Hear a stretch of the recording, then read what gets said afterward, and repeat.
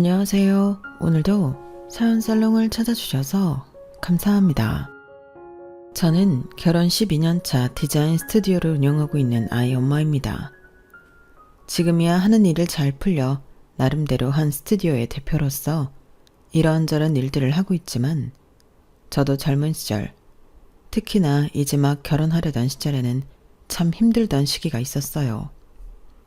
명함이나 로고, 카탈로그나 간판 등 브랜딩에 필요한 요소들을 디자인해보고 싶다는 생각이 생겨서 20대 중반 어렵게 취업한 회사를 관두고 프리랜서의 길을 걷게 되었어요. 큰 꿈을 안고 시작한 프리랜서의 길이지만 생각만큼 쉽진 않았어요. 몇 번이나 포기하고 다시 회사로 돌아갈까 생각도 들었지만 포기하지 않을 수 있었던 건 옆에 지금의 남편이 있어줬기 때문이었어요. 무슨 소리야. 당신이 회사에서 디자인한 것들만 봐도 얼마나 재능이 있는데 오죽하면 팀장님이 당신 놓치기 싫어했겠어. 열심히 준비하다 보면 언젠가 빛을 발하는 날이 올 거야. 그래도 이제 우리 결혼도 준비하고 해야 하는데 이렇게 벌어서는 돈도 못 모을 거고 미뤄다 헤어지면 어떡해? 걱정하지 마. 내가 안정적으로 벌고 있잖아. 둘 중에 한 명만 안정적으로 벌면 되지. 뭐가 걱정이야. 그리고 우리가 헤어지긴 왜 헤어져?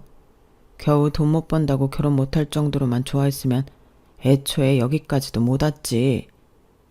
남편과는 대학교 졸업할 쯤 고등학교 동창회에 나갔다가 다시 연락하게 되면서 만나게 됐어요.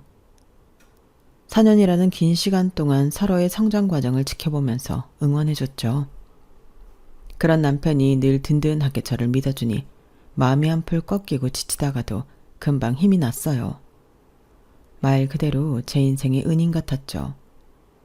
스스로도 못 믿는 저의 능력을 누구보다 진심으로 믿어줬으니까요. 하지만 제가 걷는 길은 매번 실패의 연속이었고 미끄러지고 좌절하기를 반복하던 어느 날 남편이 문득 이런 말을 하더군요. 우리 결혼할래? 뭐? 결혼? 반응이 왜 그래? 나랑 결혼할 생각 없었어? 이제 우리도 20대 후반이잖아. 이 정도 만났는데 결혼하고 싶지 않아? 그래도 어느 정도 준비가 되고 하는 게 좋지 않을까 해서. 당신이야 돈도 적당히 모으고 했겠지만 나는 상황 알잖아. 아직 결혼할 준비가 안 된 것 같아. 결혼을 꼭 준비까지 하고 해야 하나? 갑자기 결혼하는 사람들도 얼마나 많은데. 우리도 너무 어렵게 생각하지 말자. 서로 믿고 응원하고 이렇게 좋아하는데 이런 게 가족 아니야? 그래도 이대로 결혼하면 당신한테 미안해서 어떡해. 미안하긴 뭐가 미안해.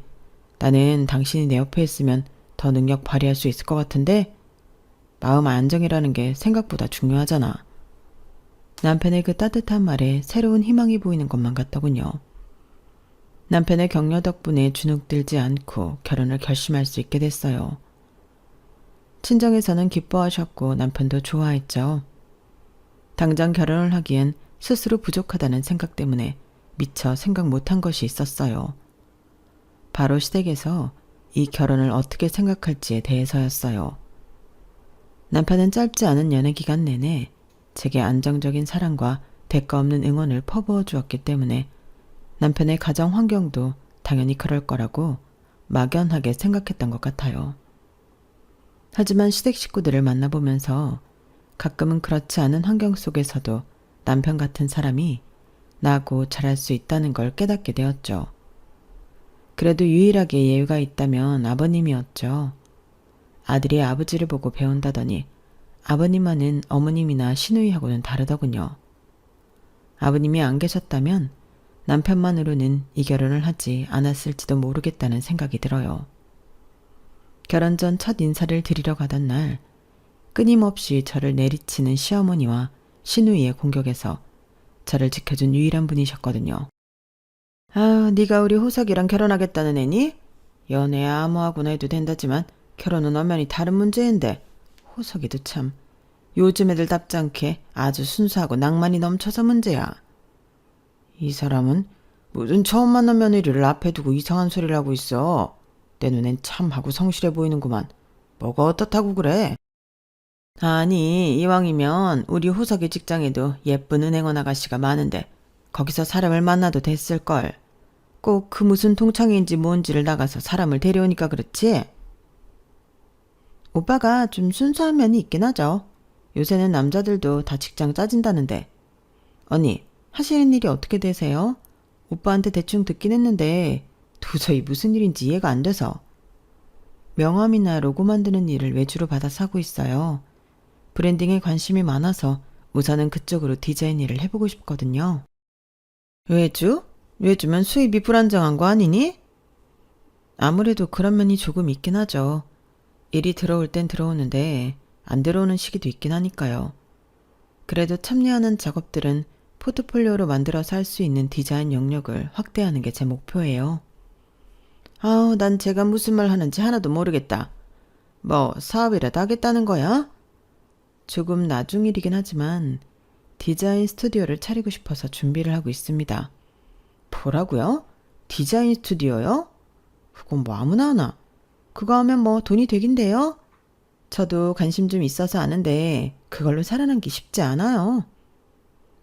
신우이가 뭔가 잘 안다는 듯이 말하길래 그때 저는 신우이가 디자인 관련 쪽이거나 관련 업계 아는 사람이 있는 줄 알았어요. 그런데 알고 보니 개뿔 그런 것도 아니더군요. 쉽지 않은 건 당연히 알지만 사람이 쉬운 길만 갈 수는 없으니까요. 한번 사는 인생인데 제가 하고 싶은 걸 해보고 싶어요. 노력해도 안 되면 그때 그만두면 되는 거니까요. 아, 뭔 여자애가 말만 들어도 팔자가 드세네 드세. 이러다 우리 아들도 잡아먹는 거 아닌가 몰라. 나는 그저 유복한 집안에서 티 없이 맑게 자라서 우리 아들 내조나 잘하는 참한 며느리를 원했는데 이 사람이 뭘 모르네. 요즘은 여자들도 다 자기 능력을 가져야 하는 시대야. 자기 꿈이 명확히 있고 열심히 노력하는 모습이 훌륭하기만 하구만. 이렇게 진취적인 며느리를 얻게 되다니 나는 참 기쁘다. 우리 딸도 그렇고 이 사람도 그렇고 괜히 아들 뺏긴다 생각하니 시기 질투가 나서 그러니 네가 이해 좀 해주렴. 역시 우리 아빠밖에 없네. 오빠 그렇게 생각했지? 너랑 엄마는 좀 새 식구 들어왔는데 이쁘게 봐줘요. 나랑 얼마나 오래 만났는데. 이렇게 괜찮은 여자 찾기 쉬운 줄 알아? 나 이 사람 아니면 평생 결혼 안 할 거니까 노총각 만들고 싶지 않으면 잘 봐줘요. 아이씨고 놀고 있네. 네 조건이면 여자들이 들러붙지 들러붙어. 노총각은 무슨 내가 그 꼴 볼까봐? 엄마는 무슨 은행원이 벼슬인 줄 알아? 여자들이 들러붙게. 그런다고 한들 내가 결혼 안 하면 그만이지.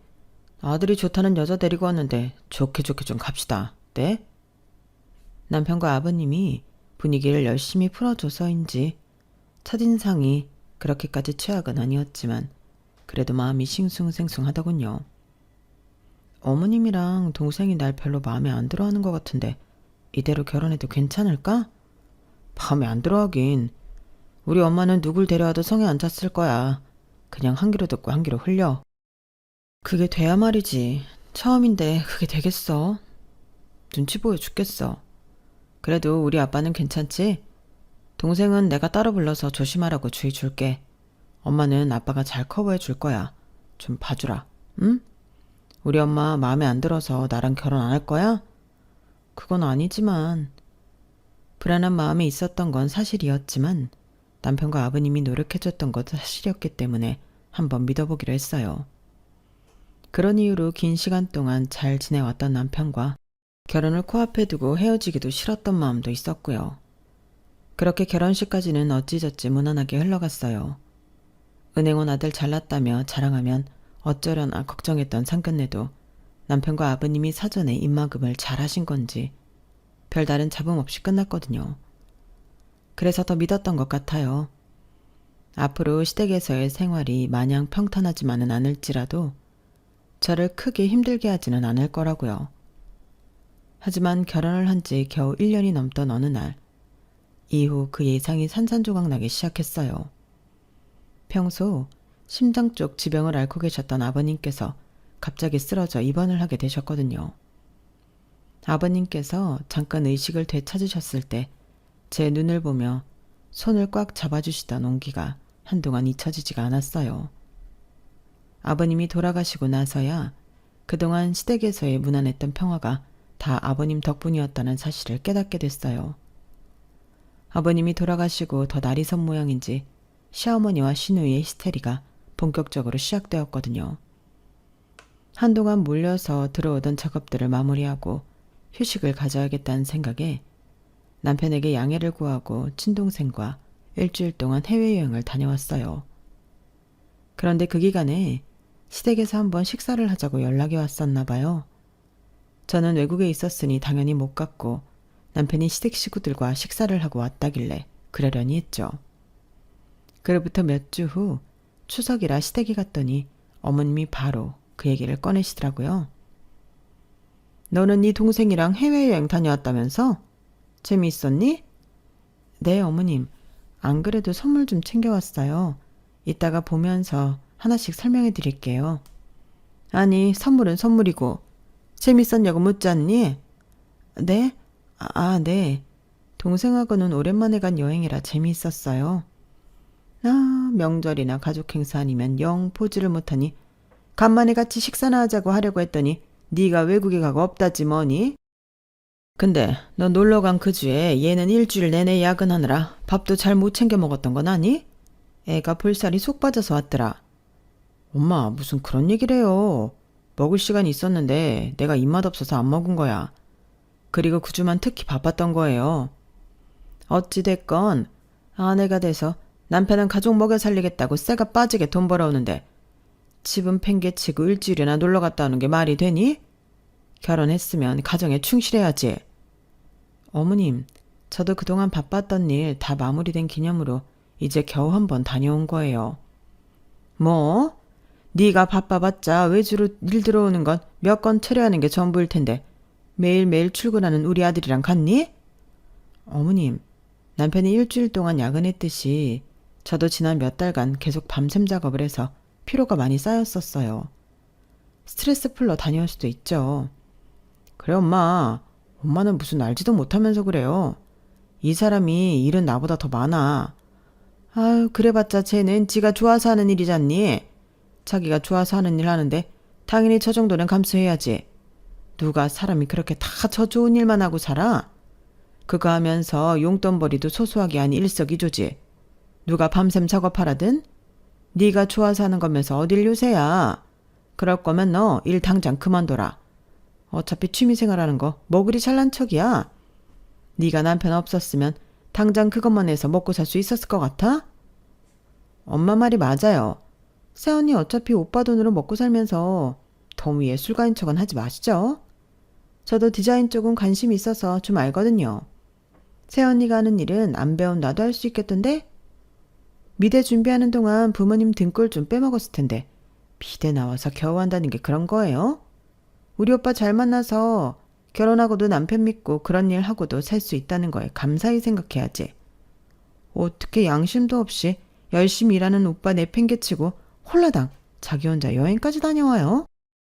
시기가 안 맞아서 내가 먼저 다녀오라고 했어. 부부가 늘 일정이 맞을 순 없잖아. 너도 그러는 거 아니야. 팔이 안으로 굽는다고. 우리나 네 편 들지 누가 네 편 들겠니? 그리고 니네 같이 모은 돈으로 쟤네 친정에도 용돈 챙겨 보낸다면서. 그것도 확실히 해두는 게 좋아. 수입이 이렇게 차이가 나는데 무슨 반반 모은 돈으로 용돈을 챙기니? 하여간 요즘 며느리들은 시댁에는 효도는 셀프로 하라고 하면서 친정 부모는 엄청 챙기려고 한다니까. 돈이나 더 잘 벌고 그럼 모르겠는데 형 괘씸해서 말이지. 그동안 그 많은 불만을 어떻게 참아왔나 싶을 정도로 퍼부어대더군요. 남편이 아무리 저지하려고 해도 별 소용이 없더군요. 일일이 상대하기 피곤하기도 했고 매번 이런 걸 생각하니 벌써부터 지쳐서 두 손 두 발 다 들었어요. 네, 그럼 용돈은 각자 집에 각자 본 걸로 보내는 걸로 할게요. 앞으로 그렇게 하자 여보. 아니 그래도 어떻게 그래. 됐어. 어머님이 그게 그렇게 억울하시다잖아. 어머님이 당신 은행원 만들려고 노력 많이 하셨을 텐데 그거 하나 들어드리자. 그래, 잘 생각했어요. 이렇게 해야 나중에 탈이 안 생기지. 새언니랑 오빠가 지금이야 사이가 좋지만 나중에 혹시 모르잖아요.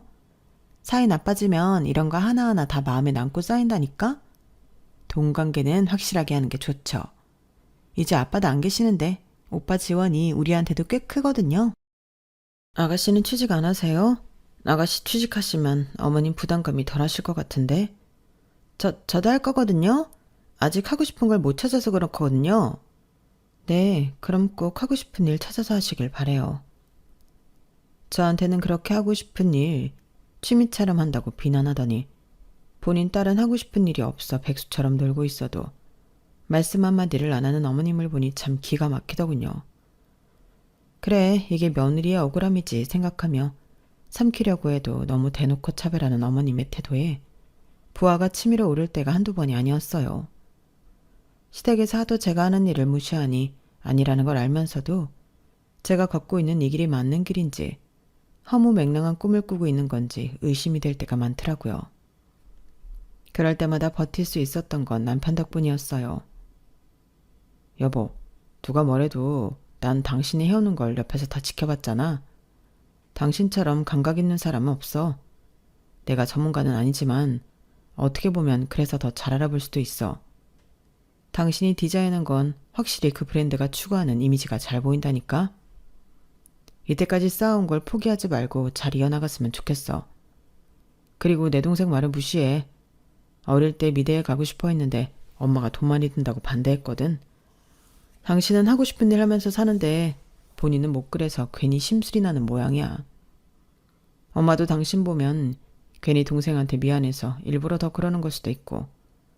딱히 당신이 이해해줘야 할 일은 아니지만 우리 가족이 하는 말 때문에 마음이 흔들리지 않았으면 해서 얘기하는 거야. 고마워. 당신만 나 믿어주면 난 괜찮아. 그리고 그런 이야기 들으니까 오히려 마음이 편하네.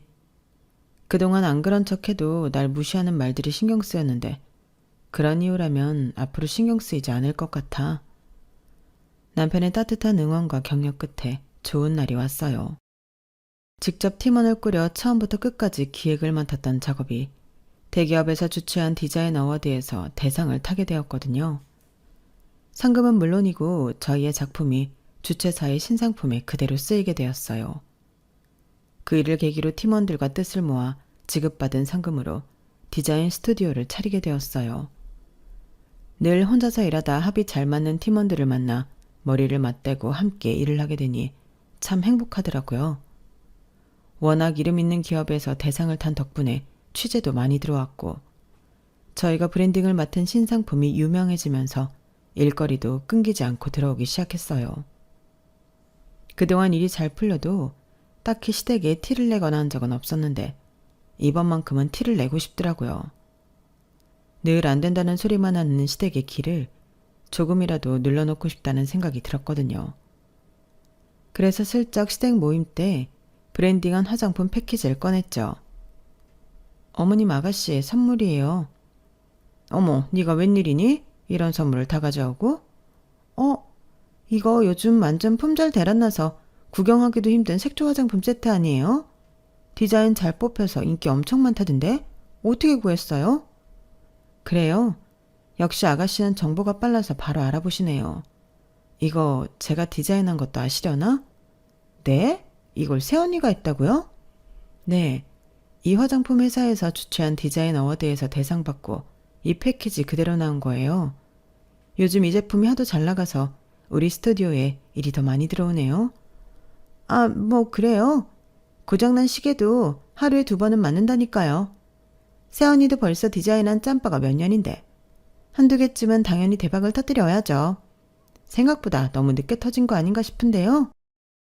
참나. 그래봤자 네 작품이라고 써있는 것도 아닌데 누가 알아는 준다든? 네가 네 입으로 떠들고 다니지 않으면 누가 안다고? 어차피 잘 팔려봐야 돈은 저 화장품 회사에서 다 벌어갈 텐데 참 쓸데없는 자랑이다. 그런 거 말고 네 남편이 이달에 우수사원으로 뽑힌 건 알고 있니? 그런 게 훨씬 자랑스럽지. 누가 봐도 안정적인 직장에서 능력을 인정받았으니 딱 지점에 사진도 걸려있고 얼마나 좋으니. 넌 이제 하다 안 되니 네가 디자인했는지 증거도 없는 걸 가져와서 내가 했다고 우기는구나. 증거가 왜 없어요. 주최사에서 스튜디오 대표로 인터뷰도 했었는데. 겨우 모아놓은 돈으로 스튜디오니 뭐니 하면서 사무실이나 차리고. 암튼 미술한다면서 검언만 잔뜩 든 애들은 이래서 안 돼. 벌어오는 건 없는 애들이 돈은 줄줄줄 샌다니까. 내가 너 그래서 미술 안 시킨 거야. 알겠어? 엄마는 언제적 얘기를 해요. 나도 미련 없어. 새언니 저러고 지내는 거 보니까 딱히 내가 원하던 삶은 아닌 것 같네. 역시 이상과 현실이 다르긴 달라. 그렇게 느꼈다면 다행이네요. 전 또 아가씨가 어렸을 때 미술 안 시켜줘서 미련이 남아서 저한테 시기 질투하시는 줄 알았잖아요.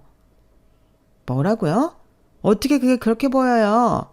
전 그냥 오빠처럼 내 안목 돈 버는 게 좋거든요. 그럼 언제 취직하시는데요? 논지 꽤 되지 않으셨어요? 언제까지 오빠가 잘 번다고 오빠한테 용돈 받았을 수는 없잖아요.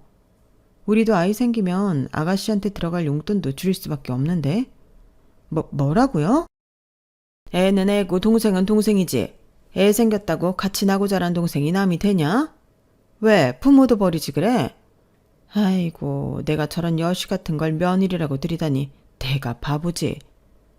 입을 다물고 있으니 아직도 제가 취미생활하듯 일한다고 생각하고 있길래 시댁 식구들에게 한 방을 먹이니 비록 있는 그대로 인정은 못 받았어도 속은 시원하더라고요. 그러던 어느 날 같이 일하는 친한 동료에게 연락이 왔어요. 평소에 사적인 대화도 특히 더 많이 나누던 동료라 시댁에 대해 꿰고 있었죠. 아니, 이거 니네 신호이 아니야? 동료가 보내준 건 이력서였어요. 신입을 한 명 뽑으려고 공고를 올려놨었는데 채용을 전적으로 동료에게 맡겼었거든요. 그런데 그 이력서에 아주 익숙한 신우의 얼굴이 붙여져 있더라고요. 눈을 의심했죠. 맞는데 뭐야? 설마 우리 스튜디오에 신입으로 지원한 거야? 그런가 본데? 나 짝도 두껍다. 한마디 말도 없이 지원한 거야? 그러니까. 아니, 얼마 전까지만 해도 그렇게 이쪽 일에 미련 없다느니 미술 안 해서 다행이라느니 그딴 소리 해놓고 우리 스튜디오에 지원을 해? 진짜 웃긴 인간이네. 내가 면접 한번 볼까? 나름대로 포트폴리오라고 뭘 보내긴 했는데 완전 기초도 없이 엉망진창이야. 포트폴리오를 열어보니 정말 동료 말대로 엉망이더라고요. 아무리 경력 하나도 없는 신입 지원 가능하다고 써놨지만 아예 타고난 감각조차 없는 수준이었어요. 기가 차더라고요. 서류에서 탈락시켜도 될 수준인데 면접까지 보려고? 괜히 시간 뺏기지 마. 그래도 우리 스튜디오를 뭘로 보고 이런 이력서랑 포트폴리오를 내? 이 업계에 우습게 본 값을 치러야지. 내가 아주 혼쭐을 내줄게. 그것도 괜찮겠네. 솔직히 서류부터 탈락시키면 될걸. 굳이 불러다 이렇게 말해주는 것도 고마운 일이지. 채용은 동료에게 전적으로 맡기고 제 손을 떠난 문제라 별다른 터치는 안 했어요. 동료는 결국 스튜디오로 신우이를 불러 면접을 받고 기본적인 면접 태도조차 갖추지 않은 신우이의 태도를 보고 화가 나서 20분 동안 탈탈 털고 돌려보냈다고 하더군요. 면접 보러 오는데 아주 놀러온 것처럼 다 파인 옷에 하이힐 또각거리면서 오는데 어이가 없어서 한 소리 했더니 디자이너들은 원래 다 옷 이렇게 입는 거 아니냐고. 옷이 뭔 상관이냐더라. 나중에 뭐라는 줄 알아? 자기가 여기 대표 신우이라서 뽑아두는 게 내 미래를 위해서 나을 거래. 웃음 참느라 혼났다? 진짜 제정신이 아니구만. 여기 취직을 하고 싶었으면 나한테 말했으면 되는걸. 그럴 깡은 없으니까 어떻게든 대표 빼기라면서 들어와 앉으라고 한 거야? 아무리 철이 없다지만 생각하는 수준이 참. 어쨌든 상대하느라 수고했어. 한 소리 들었으니 다시는 여기 취직할 생각 같은 건 못하겠지. 하지만 제가 신우이를 너무 양심적으로 봤던 모양이더군요. 나름대로 창피한 건 알았는지 그동안 조용하던 시댁이 명절이 되어 만나자마자 시끄러워지더라고요. 새언니, 저도 이제 디자이너 해보려고요. 아, 네. 열심히 해보세요. 원래 하고 싶었던 일이라고 하셨잖아요. 그래서 말인데요. 새언니가 좀 도와주실래요? 업계 사람이니까. 제 작업물도 좀 봐주시고요. 제가 하는 일은 되게 무시하지 않았어요? 취미라고? 아가씨도 취미생활 하시게요? 아가씨는 저처럼 안정적인 직장 다니는 남편도 없는데 이제 그만 놀고 돈 버셔야죠. 뭐라고요? 아니, 새언니도 이렇게 살고 있는데 저라고 못 그럴 건 뭐예요? 안정적인 직장 다니는 남편이야. 선 봐서 만나면 그만이고. 그 전에 저도 직업이 있어야 선을 보든 말든 하죠. 그래서 좀 도와달라는 건데 가족끼리 그것도 어려워요? 나가씨 능력이면 제 도움 없이도 취직할 수 있지 않을까요? 나름대로 포트폴리오도 열심히 만드신 것 같은데 여기저기 내보세요. 그래도 안 되면 그냥 어머님 말씀대로 괜찮은 남자 잡아서 내조나하면서 사시는 것도 나쁘지 않을 것 같네요. 새언니, 저한테 무슨 악감정이 있으세요? 새언니가 저 도와주면 저도 새언니 도와줄 수 있어요. 어떻게 도와줄 수 있는데요? 사실은 얼마 전에 새언니네 회사 1차 서류 붙어서 면접 다녀왔거든요. 그런데 거기 면접관이 아주 글러먹었던데요? 나랑 되게 오래 같이 일한 사람이라 내가 잘 아는데 글러먹었다고요? 네. 제가 대표 신우이니까 뽑아달라고 했더니 대표 신우이인 게 자기랑 뭔 상관이냐고 했나? 대표 신우이가 아니라 대표 남편이 와도 자기 눈에 안 들면 안 된다면서 엄청 잘난 척하던데요? 딱 봐도 새언니한테 적대적이던데. 그런 사람은 내부적으로도 빨리 자르는 게 낫겠어요. 무슨 깡으로 그런 말을 한 건지 모르겠는데 신우이니까 말을 제가 새언니한테 안 할 거라고 생각했나 봐요. 생초짜를 면접 기회라도 준 걸 고맙게 생각해야죠, 아가씨. 아가씨가 너무 기본도 없어서 많이 알려줬다던데. 면접부터 떨어질 서류였는데 제 순위라서 면접 기회라도 준 거예요. 네? 새언니, 제가 면접 본 걸 알고 있었어요? 네, 대표인데 돌아가는 걸 아예 모를 수 있나요? 그럼 어떻게 저 떨어뜨리는 걸 가만 보고 있을 수 있어요? 아가씨가 일하고 싶다고 하면 아무런 능력도 안 되는데 붙여드려야 해요? 아가씨는 이 일에 대한 기본적인 존중도 없던 사람인데 저희 팀원들이 하고 있는 일 쉽게 보는 사람이랑은 일할 생각 없어요. 능력이 출중해도 그런 사람이랑은 같이 일 안 할 마당에 아가씨 같은 초짜는 더 그렇죠. 미술을 제대로 배워본 적조차 없으면서 어떻게 일에 뛰어들 생각을 해요? 그럼 다른 일이라도 시켜줘요. 미술 일 아니더라도. 스튜디오의 구성원으로 잡일 같은 거 할 사람 필요하지 않아요? 그런 거라도 하면서 어깨너머로 배워볼게요. 그런 거면 더 곤란하죠. 전 그렇다 쳐도 팀원들은 내 신입이라고 하면 불편해할 텐데. 그냥 그 좋은 능력으로 다른 곳에 취직해서 능력 인정받으면서 돈 버세요. 가족끼리는 원래 같이 일하는 거 아니래요. 됐다. 저런 차가운 인간을 봤나. 재직은 그동안 우리가 자기 무시했다고 복수하는 거야. 디자인 스튜디오 잘 돼봤자 오래 못 가서 망하는 데가 수룩 빽빽이더라. 몇 년이나 더 잘난 척하면 살 수 있을지 모르겠지만 저기 들어갈 생각은 하지도 마라. 속 좁고 치사해서 살 수가 있어야지. 넌 앞으로 우리 가족 아니니까 명절에 오지도 마라. 아주 꼴 보기 싫다. 저희 얘기를 안 듣는 척 안방에 들어가서 안 나오시던 어머님이 문을 박차고 나와서는 저렇게 말씀하시더라고요. 엄마, 무슨 말씀을 그렇게 하세요. 애초에 그냥 가족이라고 능력도 없는데 취직시켜달라고 하는 애가 이상한 거지. 에휴, 너도 이제 그만 좀 정신 차리고 알바라도 해라. 어? 옆에서 편들어주는 남편을 제지했어요. 어차피 시댁 식구들 꼴 안 보고 살 수 있다면 편한 것도 저도 마찬가지였으니까요. 일도 바쁜 시기인데 차라리 잘 됐다는 생각이 들더라고요. 그런데 시간이 지나면서 마음이 또 약해지는지 아무리 미워도 남편 부모님인데 아예 안 보고 살 순 없겠다는 생각이 들더라고요. 그래서 어머님 생신 일주일 전에 미리 연락을 드렸어요. 어머님 저예요. 이번 생신 때 드시고 싶은 거나 필요하신 거 있으세요? 이제 안 보고 사는 거 아니었냐? 그런 건 알아서 뭐하게.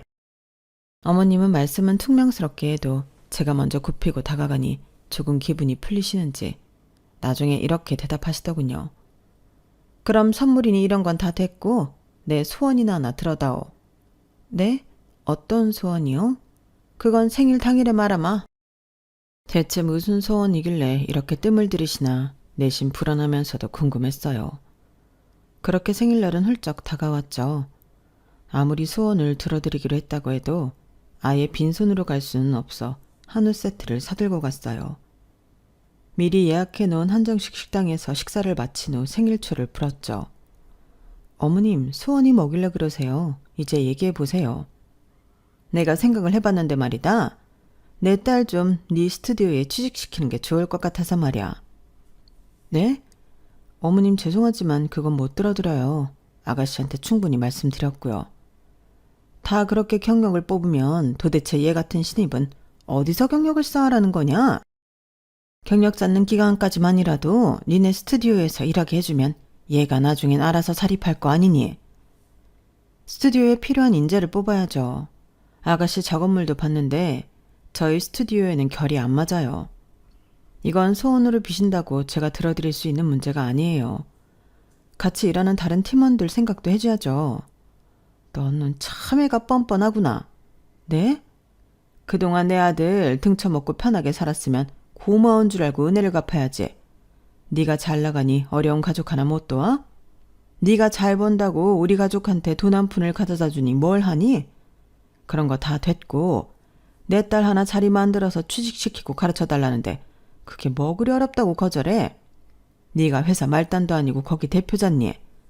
이렇게 CM이가 생일 소원이라고 빌어도 거절을 해? 삐종한 년.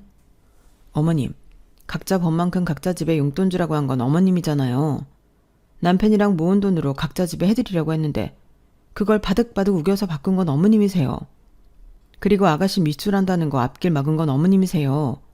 어머님이 돈 많이 든다고 안 시킨 거라면서요. 딸 꿈은 어머님이 꺾어놓고 왜 제 탓을 하세요? 뭐야? 그래, 싫으면 말하라. 어?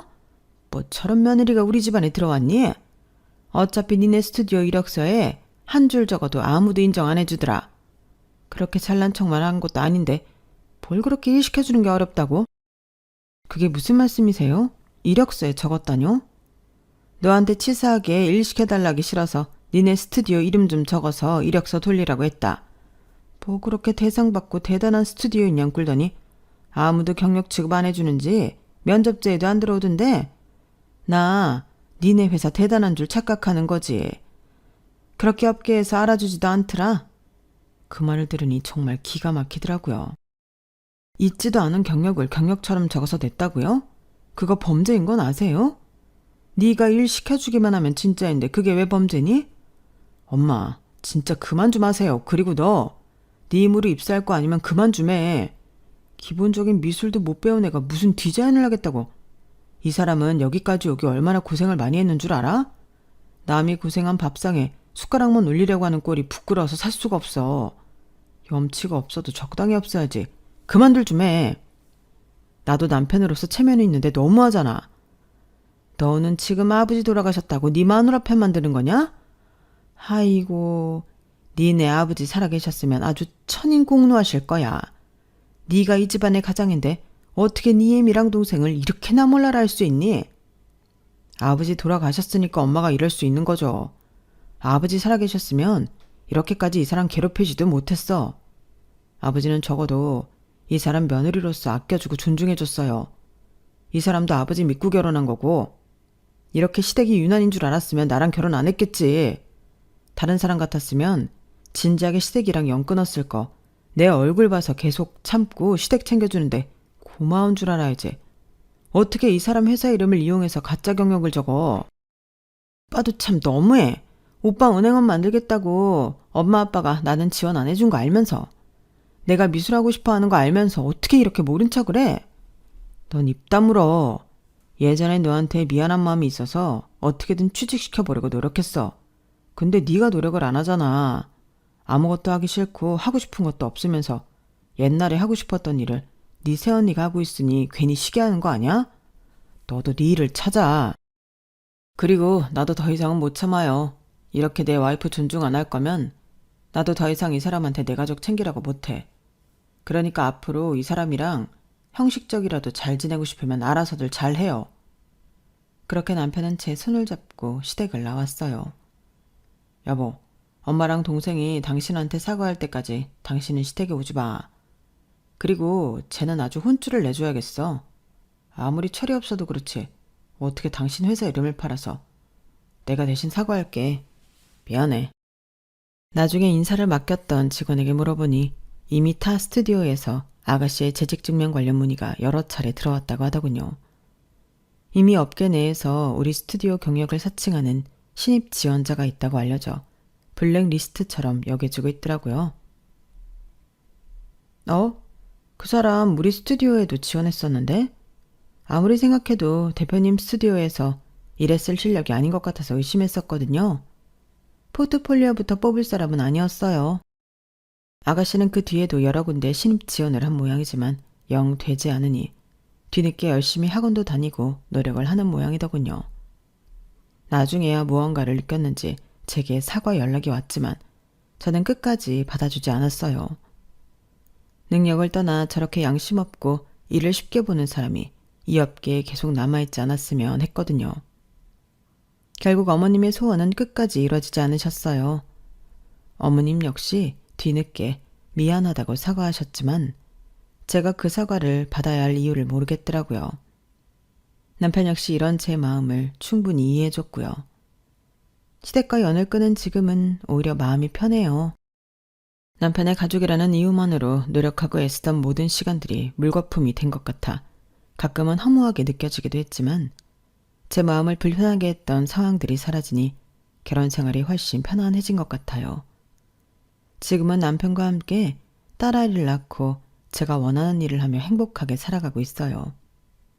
여러분도 어떤 상황에서도 나의 삶을 응원하고 지지해주는 사람을 만나 행복한 결혼 생활을 하시길 바래요. 제 사연 들어주셔서 감사합니다. 여러분, 사연 댓글에 응원과 현명한 조언 부탁드려요. 좋아요와 구독은 저에게 큰 힘이 됩니다. 오늘도 좋은 하루 되세요.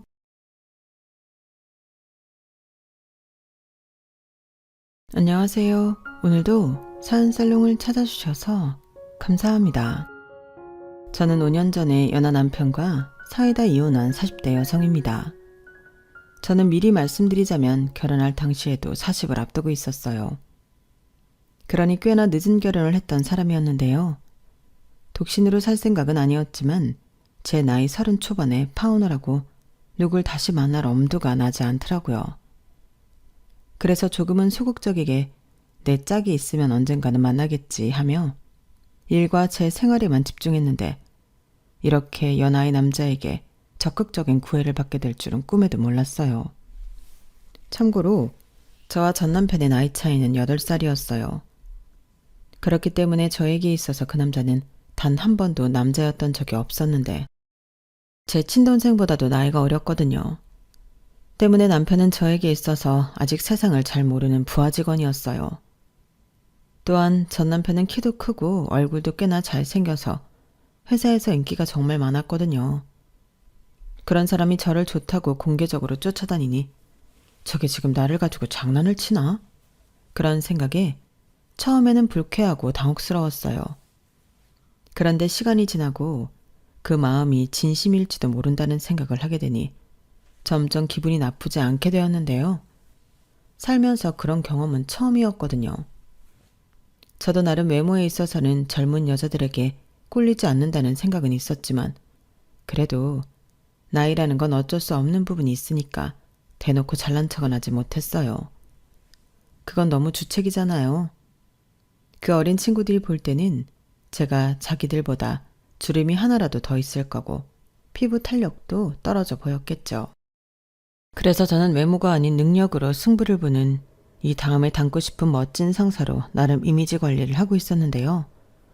엉뚱하게도 회사에서 인기가 가장 많은 젊은 남자에게 구애를 받는 연상 상사가 되었으니 저는 하루아침에 시기와 질투의 대상이 되었어요. 그래도 제 위치가 상사이고 능력으로 따지면 제가 한참 위였으니 저에게 함부로 까부는 직원은 없었는데 자기들끼리는 수군거리며 별소리를 다 하더군요. 아무래도 팀장이 뒤에서 성수 씨를 꼬셨겠지. 자기 능력 있다고 승진시켜주겠다고 했을지도 몰라. 그래. 그리고 서 팀장네 집도 좀 산다고 하지 않았어? 부모님이 상가 건물 몇 채씩 있다며. 그런 걸로 꼬신 게 분명해. 실제로 저런 이야기를 하는 걸 듣기도 했어요. 그러니 마음 같아서는 그런 적 없거든? 하고 나서서 따지고 싶을 때가 한두 번이 아니었는데 저는 그렇게 제 이미지를 망치고 싶진 않았죠. 지들도 오죽 나이 많은 상사에 밀려 별이 꼬이면 저런 생각을 하겠나.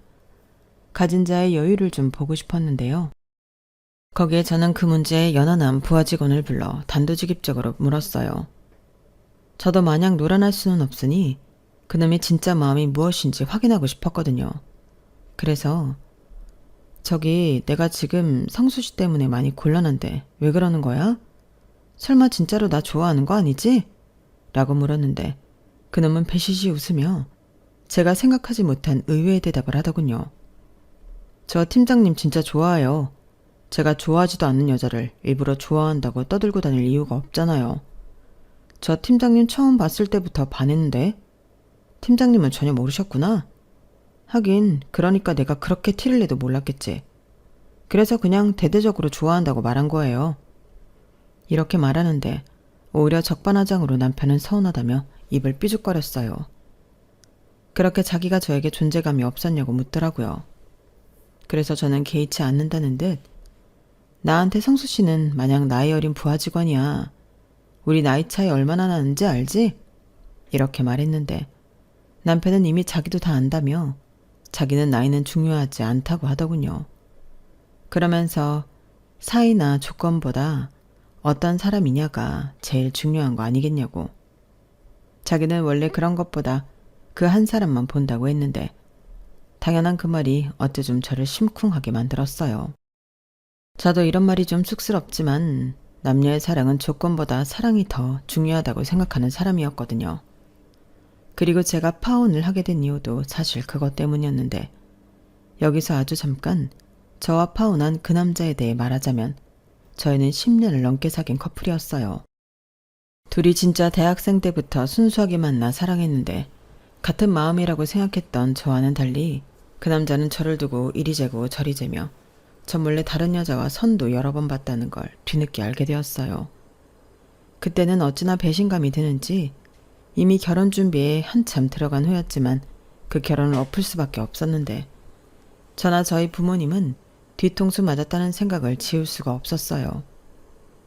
그러니까 그 남자 쪽은 식장 들어가기 전까지는 아무도 모르는 거라며 이 여자 저 여자를 두고 저와 비교질을 했다는 거잖아요.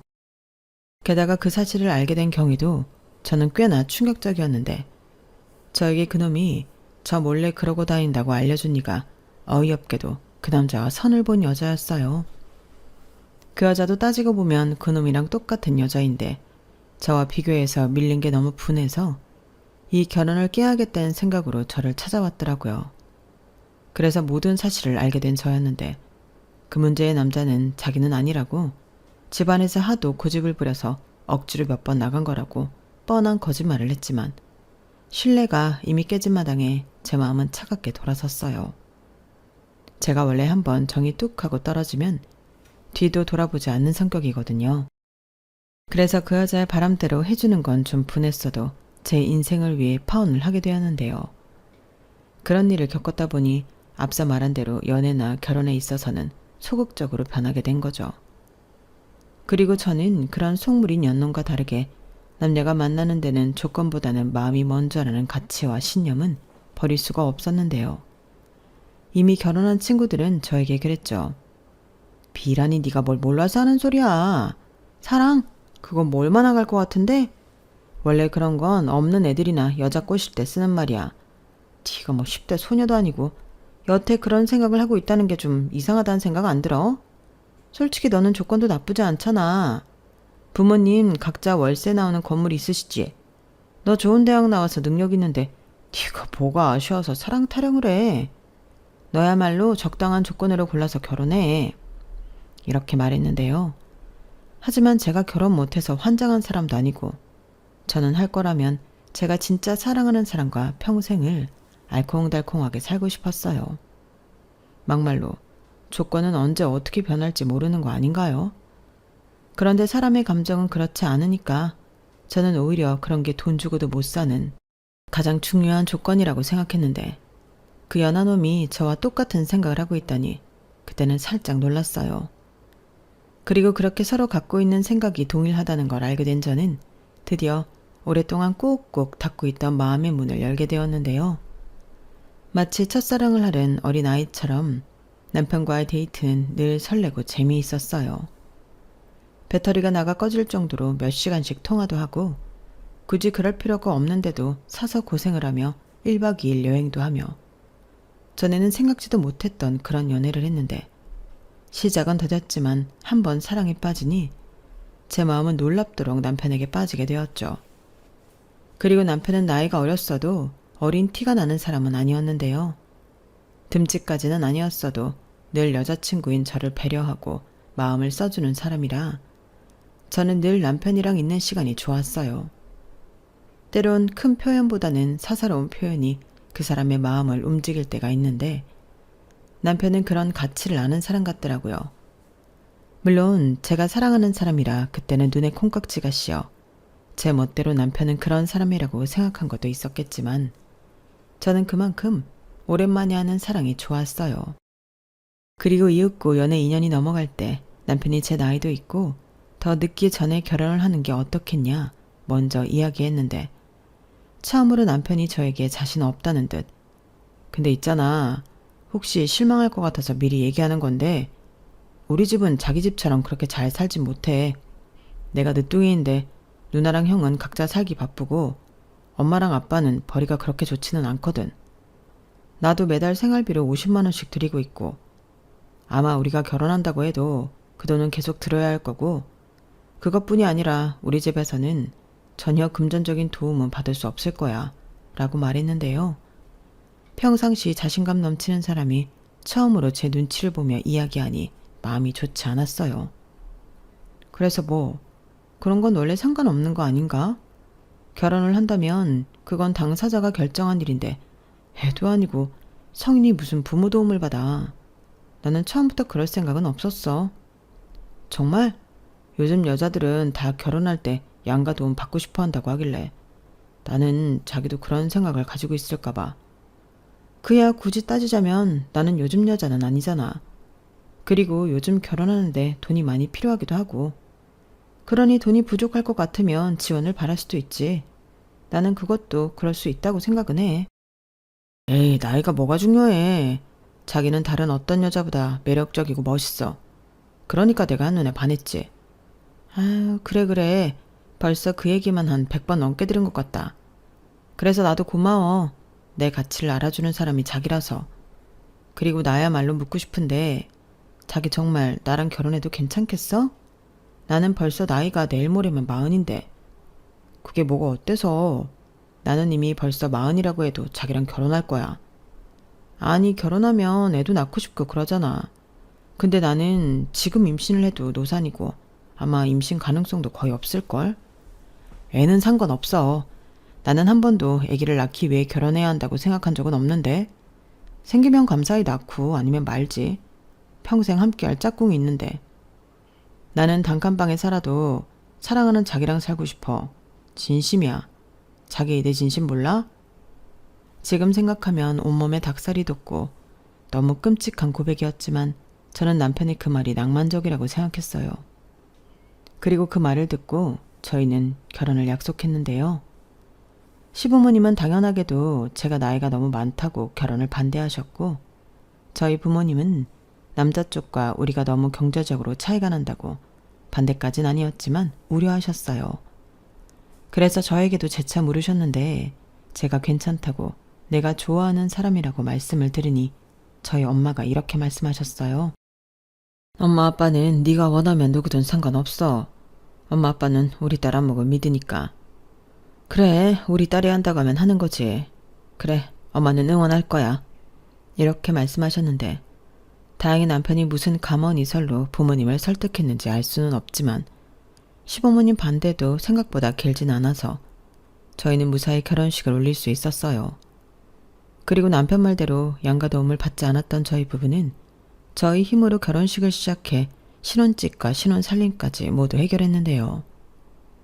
남편이 모았다는 돈은 4천만 원 정도여서 집이나 차, 그 밖에도 큰 돈 들어가는 건 모두 제가 했죠. 그러니 당연하게도 명의가 필요한 것들은 전부 제 앞으로 하게 되었는데 남편의 돈으로는 자잘한 것들을 해결했어요. 예를 들면 이불, 커튼, 그릇 같은 걸 샀는데 시간이 지나 보니 남편 돈으로는 주로 예쁜 쓰레기를 많이 샀더라고요. 하지만 그때는 그런 것도 모르고 우리가 함께 쓸 물건이니 같이 고르고 사는 게 재미있고 행복하기만 했는데 그러면서 누가 돈을 더 많이 쓰고 덜 쓰고는 중요하지 않았죠. 그리고 맹세코 저는 해준 것 없는 시댁이라고 절대 무시하거나 만만하게 생각하지도 않았는데요. 어찌됐든 제가 사랑하는 남자를 낳아준 부모님이시고 나이 많은 며느리를 허락해 주신 감사한 분들이 저희 시부모님이셨기 때문에 저는 늘 시댁에 갈 때마다 양손 무겁게 시댁을 방문했어요. 또한 다른 며느리들처럼 차근차근 아부도 떨면서 잘 보이려 나름 노력도 했는데 그런 제 노력 때문인지 시부모님도 언제 저를 반대했었냐는 듯 저에게 잘해주셨죠. 그리고 시댁에 가면 맛있는 것도 많이 만들어주시고 저희가 집에 갈 때는 냉장고를 다 털기세로 반찬이며 하다못해 과일까지도 모조리 싸주시기도 하셨는데 그러니 저는 이 정도 고부 사이면 어디 가서 잘 지낸다고 말할 수 있을 것 같았어요. 특히 남편은 제가 시어머니와 잘 지내는 걸 은근히 좋아했는데 자기 누나는 애교도 없고 살가운 구석이 하나도 없었다며 제가 자기 누나보다 낫다고 고마워하더라고요. 마치 제가 그 집 딸 노릇까지 하고 있는 듯 남편과 시부모님은 저를 점점 더 좋아해 주셨는데 그렇게 고마움을 느낀 남편은 저의 질세라 처가에 가면 막내 아들 노릇을 자처해서 했어요. 저희 부모님도 사위가 당신들에게 잘 보이려 그런 사회를 예뻐 하셨고요. 여기까지만 얘기하면 저는 여기에 이혼 사연이 아닌 행복한 사연을 써야 하는 사람처럼 보일 수도 있을 텐데 문제의 씨앗은 저도 모르게 차곡차곡 쌓여가고 있었고 제가 결혼하고 4년이 넘었을 무렵에 시아버님이 실직을 하면서 쌓였던 불만이 터지게 되었어요. 저희 시아버님은 말로는 사업을 크게 하셨다고 했는데 그 사업이 부도가 나면서 집 가세가 급격히 기울었고 지금의 생활에 이르게 되었다고 들었거든요. 그리고 남편 말고 다른 자식들은 행여 자기들한테 불똥이 튈까 연락을 끊다시피 했다고 했는데 그래서 시아버님은 경비 일을 하시며 가장 역할을 힘겹게 하시고 계셨어요. 거기에 시어머니도 식당 일을 하시며 살림에 보탬이 되려 했는데 아파트 입주민 대표와 무슨 트러블이 있었다고 하더니 정말 한순간에 시아버님이 실직을 하게 되었다고 집안에 비상이 걸렸더라고요. 그러니 시어머니는 앞으로 뭐 먹고 사냐며 근심 걱정이 대단했는데요. 시아버님도 죽을 마신 듯 얼굴이 그새 반쪽이 되어 있더군요. 그러니 생활비를 매달 50만 원씩 보내던 남편에게 시아버님이 전화를 하셔서는 사정을 이야기하고 조금 힘들겠지만 돈을 조금 더 보내줄 수 없겠냐고 부탁을 받은 모양이었어요.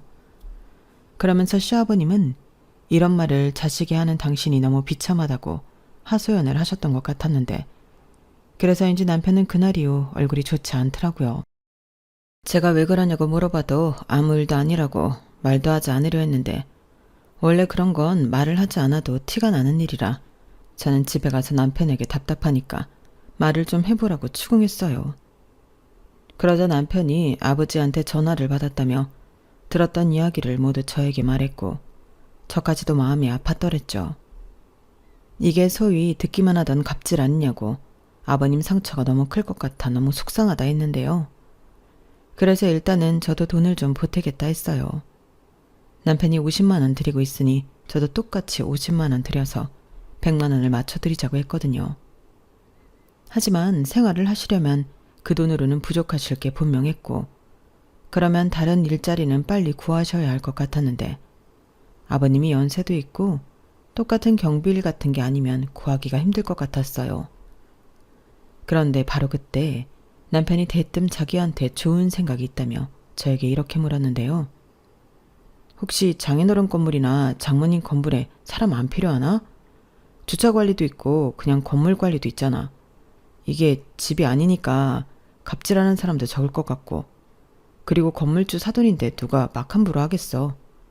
어떻게 자기가 좀 장인 장모님께 여쭤볼 수 있을까? 내가 아무리 짱구를 굴려봐도 그만한 자리는 없을 것 같아서 그래. 저는 남편의 말에 그래도 사돈 건물에서 일하는 건 좀 아니지 않냐고 아버님도 기분 나쁠 수 있다고 말했어요. 그런데 남편은 지금이 찬밥 더운 밥을 가릴 때가 아니라며 아마 자리가 있다고 하면 시아버님도 좋아하실 거라고 하셨는데 그러니 일단 저더러 저희 부모님에게 물어나 보기라도 해달라고 부탁을 했어요. 그래서 일단 알겠다고 대답은 했는데 저 역시도 아무리 제 부모라고 하지만 평소 아쉬운 소리를 하고 살지 않았기 때문에 쉬운 일은 아니었어요. 하지만 상황이 급하고 한편으로는 저도 저희 부모님에게 도움을 요청하면 자리는 물론이고 급여도 신경을 써주실 것 같긴 해서 마음이 기울긴 했는데요. 남편은 생각을 해봐. 우리 장인 장모님이 갑질하시는 분도 아니고 이런 일자리야말로 철밥통이지. 그리고 우리 아버지도 사돈 건물인데 더 열심히 하지 않겠어? 그러니까 이건 서로 윈윈하는 거야. 라고 했는데 꽤나 그럴듯한 말이라 저도 넘어가고 말았죠. 대신 시아버님 자존심 상하지 않게 남편더러 의중을 한번 여쭤봐달라고 얘기했는데 다음날 시아버님은 이야기를 들었다며 당신은 무조건 오케이라고 저에게 전화를 하셨더군요. 그래서 저도 눈 한번 질끈 감고 저희 엄마에게 이 사실을 이야기하며 부탁을 했는데요. 역시나 저희 엄마도 저와 같은 생각이었는지 약간 난색을 표하시더군요. 뭐? 네 시아버지를 우리 상가 건물에서 일을 하게 해달라고? 너는 그런 말을 이렇게 갑자기 하면 어떡해. 엄마 상가도 그렇지만 아빠 상가도 오랫동안 일하시는 분들이 많아서 마땅한 자리가 없는데 그렇다고 사무실에 나와서 하시는 일도 없이 그냥 앉아있다가 들어가시라고 할 수는 없잖아. 보는 눈도 많은데. 아무튼 아빠랑 상의는 해볼게. 근데 이게 좋은 생각인지 엄마는 모르겠다. 너 나중에 이상한 말 들을 수 있어. 이렇게 말씀하셨는데요. 저도 자식이니 할 수 있는 부탁이지 이건 말도 안 되는 청탁이라는 걸 알기에 약간은 막무가내로 부탁을 드렸어요. 솔직히 말하자면 시아버님이 연세도 있고 저희 엄마 말처럼 사무실에 나가서 놀다 오시면서 돈벌이를 하실 수 있으면 그게 제일 좋지 않을까 하는 잘못된 마음도 있었는데 그때까진 저도 시부모님을 좋아하고 걱정하는 마음이 있었거든요. 하지만 제 생각과 달리 상황은 180도로 달라졌는데 그때는 얼마나 놀랐는지 지금도 그 더러운 기분이 아주 생생합니다. 시어머니가 어디 빌어먹을 곳이 없어서 사돈 건물에서 허드렛 일을 하냐고 완전 뒤집어지신 거예요. 저는 시어머니의 그런 모습을 그때 처음 봤는데 남편도 어쩔 줄 몰라 하며 아무 말도 하지 못하더군요. 문제는 이 아이디어를 제가 아니라 남편이 낸 거잖아요. 그런데 거기에 나서서 내가 부탁한 일이다. 그러니 와이프는 아무 잘못도 없다. 이 한마디를 못하는데 저만 시아버님 자존심은 안중에 없고 건물주 친정 믿고 잘난 척하는 되바라진 며느리가 돼버렸어요. 그리고 그뿐만이 아니었는데 시아버님도 당신이 오케이라고 저에게 전화까지 하셔놓고는 아무 말도 못하시는 거예요. 그날은 결국 그렇게 저만 시어머니에게 호되게 당하고 집에 돌아왔는데 진짜 억울하고 성질이 올라오던지 저는 참았던 분노를 남편에게 모두 쏟아냈어요. 당연하잖아요. 제가 누구 때문에 저희 엄마한테 아쉬운 소리를 하고 또 시어머니에게 욕을 먹었는데요. 그리고 그 와중에 일이 더 커질까 시어머니에게 남편을 일러바치지 못한 저였는데 그때는 그런 제 자신도 알아주지 않는 것 같아 남편이 미치게 원망스러웠어요. 그래서 둘만 있을 때 나는 네 놈을 위해 욕을 먹었는데 너는 나를 위해 뭘 했냐고 저는 결혼하고 아니 연애 때도 내지 않은 화를 그때 남편에게 모두 쏟았는데요. 그러자 남편은 이제 와서 미안하다며 저를 붙잡고 싹싹 빌더군요. 그런데요, 여러분은 그거 아세요? 이미 미안하다고 하는 사람한테 화를 내봤자 열받는 사람은 화내는 사람뿐이라는 걸요. 그리고 이상하게도 남편의 말을 듣고 있으면 그럴 수도 있겠다 하고 이해가 되던 저였는데 그때는 나란에는 왜 이리도 이해심도 넓은지 정말 미칠 노릇이었어요. 우리 엄마가 한번 뒤집어지면 진짜 무섭거든. 자기도 아까 진짜 잘 참은 거야. 그때 괜한 소리 했으면 자기 완전 우리 엄마한테 찍혔다니까? 몰라. 나는 벌써 어머니한테 찍힌 것 같아. 이미 나를 오해하고 계시잖아. 미안해. 나도 엄마가 저렇게까지 화를 낼 줄은 몰랐지. 진짜 정말 미안해. 됐어. 미안하면 뭐해. 이미 나만 온팡 뒤집어 썼는데. 이제 어쩔 거야. 내가 죄인이야. 그래도 내가 타이밍 봐서 내가 얘기한 거라고 이실직고 할게. 엄마는 진짜 아빠 잘려서 걱정이고 하소연할 때는 언제고 왜 그렇게 오바라는 거야. 사돈 건물이면 뭐가 어때? 사돈 건물이니까 더 좋은 거지. 설마 사돈인데 쉽게 자르실 거야? 그리고 일도 고된 일은 안 키실 거고 돈은 좀 더 신경 써서 줄 텐데 엄마는 진짜 하나만 알고 둘을 몰라. 저는 남편의 말을 듣고 기분이 이상했어요. 저 역시 다른 사람도 아니고 우리 시아버님이신데 우리 부모님이 좀 신경 써주시면 좋겠다 하는 마음은 있었지만 이 인간도 순수한 마음에 부탁한 게 아닌 것 같아 좀 당황스럽더라고요. 그래서 이 일은 이제 다시는 언급하지 말라고 남편한테 화를 내며 못을 박았는데 문제는 다음날 시아버님이 자기는 여전히 저희 부모님 상가에 자리가 나면 아무 일이나 하고 싶다고 말씀을 하셨다는 거였어요. 아니, 당일에는 자기 마누라 앞에서 한마디도 못한 양반이 뒷수습을 누구더라라고 저렇게 나오시는 걸까요?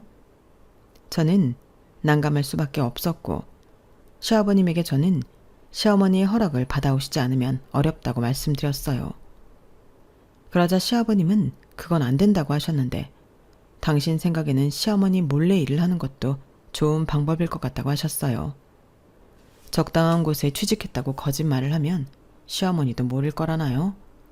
그러시면서 이건 저와 남편 그리고 본인만 아는 비밀로 하자 하시는데 저는 그렇게는 어려울 것 같다고 조심스럽게 말씀드렸어요. 가뜩이나 며느리가 시부모를 무시해서 그런 일자리나 주며 동정하려 했다고 기분 나빠하시는 시어머니를 속이는 일 따윈 하고 싶지 않다고 말씀드렸어요. 그러니 아버님도 포기하시라 말씀드렸는데 시아버님은 당신 좀 제발 살려달라고 가족들에게도 말하지 못한 사정이 있다 하셨어요. 내가 말이야 여기저기 조금씩 돈 빌린 곳이 있어. 큰 돈은 아닌데 그래도 이게 지인한테 빌린 돈이라 안 갚으면 큰일 나거든. 그리고 나이 먹어서 하는 경비일에는 4대 보험이 없어서 실업급여도 안 나와. 그러니 돈 갚을 길이 전혀 없는데 아가 내가 이렇게 부탁하마 어? 저런 말을 저 혼자 듣고 있는데 솔직히 어떻게 해야 할지 판단이 되지 않았어요. 다만 시아버님도 돈이 정말 급하시나 보다. 이 마음은 있긴 했는데 아무리 그래도 시어머니가 저리 싫어하는데 그걸 무릅쓰고 시아버님의 부탁을 들어드리기는 겁이 나더라고요. 그래서 생각할 시간을 좀 달라고 말씀드리고 남편에게 상의하기로 했는데 내심 속으로 정 어쩔 수 없으면 시아버님 빚은 우리 부부가 대신 갚아드려야 하지 않을까 그런 생각을 했었더랬어요. 그런데 사람 마음이 또 그렇잖아요. 시아버님을 못 믿어서가 아니라 그렇게 남의 손으로 코를 풀면 또 쉽게 똑같은 일을 반복할 것 같았는데 계속 그런 식으로 시아버님의 비상금 주머니가 되고 싶은 마음은 없었거든요. 그래서 빚을 대신 갚아드리는 건 최후의 수단으로 일단 보류하던 저였는데요. 그렇게 기약 없는 시간이 지나가자 어느 날 갑자기 예고도 없이 시어머님이 저희 집에 쳐들어오셨어요. 그야말로 그 기세와 눈빛은 쳐들어왔다는 표현이 딱이었는데 곧이어 혼자 오실 줄 알았던 시어머니 뒤에 시아버님의 모습이 보이더라고요. 저는 속으로 빚이 있는 걸 들키셨나? 살짝 걱정이 되었는데 느닷없이 시어머니는 이번에도 애먼 저만 잡으려 하셨어요. 순간 쎄한 기분이 들었던 저는 이번에도 똑같은 일은 당하지 않겠다 생각하고 있었는데 모두 여기 와서 앉아봐 하시는 소리에 남편이 도살장에 끌려가는 소처럼 자리에 앉더군요. 그리고 그때 알았어요. 시아버님의 빚을 남편이 대신 갚아줬더라고요. 그리고 기가 막히게도 빚을 갚던 날 시아버님은 또 돈을 빌리셨는데 그걸 시어머니에게 들킨 거였어요. 그러면서 시아버님은 이게 다 당신이 수입이 없어 벌어진 일이라고 변명을 하신 듯 했는데 갑자기 저희 부부를 닥달하러 오셨더라고요. 정말 황당했죠. 저희 부부는 지은 죄도 없는데 왜 이렇게까지 해야 하나 그때는 짜증이 나기도 했는데요. 일단 아무리 아들 집이라고 해도 연락은 주셔야 하는 게 맞는데 당신 기분 나쁘다고 쳐들어오신 것부터 저는 마음에 들지 않았어요. 어머님 아버님 그런데요. 아무리 급해도 연락은 좀 하고 오시지. 저희 깜짝 놀랐어요. 어머? 너 말 서운하게 한다? 우리가 못 올 곳에 왔니? 아무리 여기가 네 집이라고 해도 내 아들이랑 같이 사는 내 아들 집이야. 그렇게 말하면 안 되지. 그런 게 아니라 연락은 주고 오실 수 있지 않나 해서 말씀드리는 거예요. 입장 바꿔서 제가 그렇게 불쑥 어머님 댁에 가면 어머님도 놀라지 않으시겠어요? 오냐? 너 말 잘했다.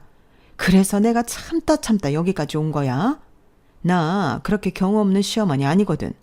근데 내가 얼마나 서운하면 여기까지 분해서 왔겠니? 네가 지금 내 심정을 알아? 엄마, 무슨 소리야? 또 왜 그러는데? 아버지비 내가 갚았잖아. 그럼 뭐해 이놈아? 근본이 해결이 안 됐잖아.